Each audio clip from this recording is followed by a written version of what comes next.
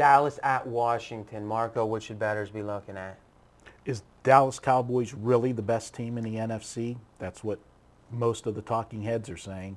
Well, I was on First Take last week, and Dallas was the #1 favorite when it came to Super Bowl odds, which really was flummoxing, I think might be the right word. And they're only favored. I did a press release this week of how many games each team are favored in. The Colts are favored in 15 games during the 16-game regular season. New Orleans 15 games. Dallas only 12. But Dallas is the favorite to win the Super Bowl. So it's either there's something about this team that makes you think they're going to overperform in the playoffs. With Wade Phillips, I find that to be unbelievable. Or it's where the two markets are mispriced, and things like over and under wins and things like the projected lines. And some people will say, well, how do you know how much they're favored by with it's only week one? Certain sports books will put the line out for every game throughout the entire year. So I think there's a disconnect with this Cowboy team, and I think most certainly they're overrated. But go ahead.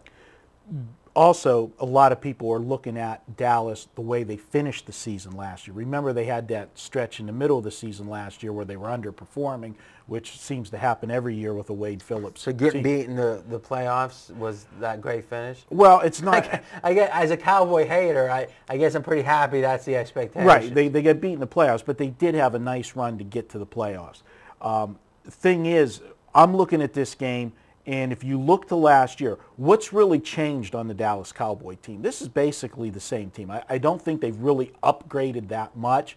So I don't. A lot of talk about Des Bryant, which seems crazy to me. This is a guy that all these teams passed on, and then all of a sudden the Cowboys are genius drafters. They were when Parcells was there, but I haven't seen anything since.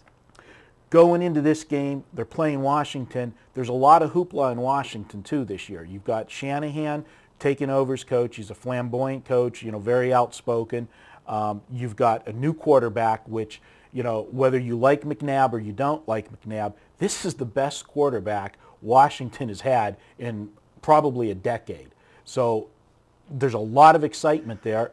All right, well, but here's the counterpoint, which is if there's two positions where you need continuity, or three positions: offensive line, which we've talked about this week, coaching, which we talked about a lot last week, where in college first-year coaches are a fade because of higher expectations and lower performance. But wouldn't that be the case somewhat in the NFL? And then quarterback, and again, you got a new quarterback in a new system.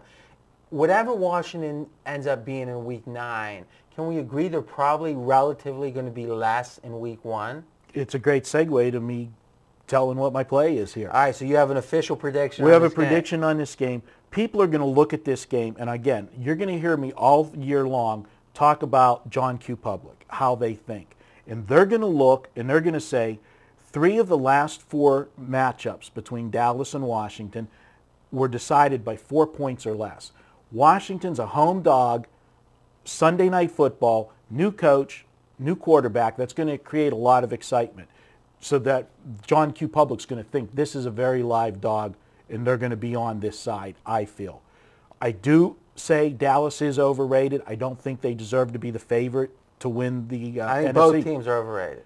But for continuity, Dallas is what they are. It's basically the same team as last year. They know what they're doing.